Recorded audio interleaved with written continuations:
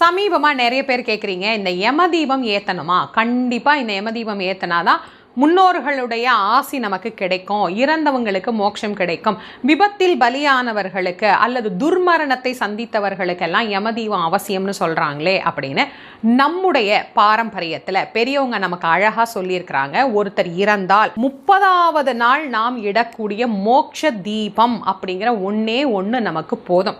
அதுக்கு பிறகு யமதீபம் போடணும் அப்படிங்கிற அவசியமே நமக்கு கிடையாது. மோட்ச தீபம் போட்டுட்டாலே போதும். இல்லை புதுசாக வர்றதையும் நாங்கள் செய்யணும்னு விருப்பப்படுறோம் அப்படின்னு நீங்கள் நினச்சிங்க அப்படின்னா அதற்கு அப்படின்னு நிறைய வழிமுறைகள் இருக்குது. அதை கடைப்பிடிச்சு தான் நம்ம அதெல்லாம் போடணும்.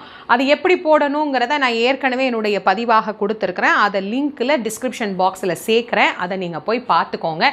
மோட்ச தீபம் போட்டாலே போதும், யமதீபம் போடணுங்கிற அவசியம் கிடையாது.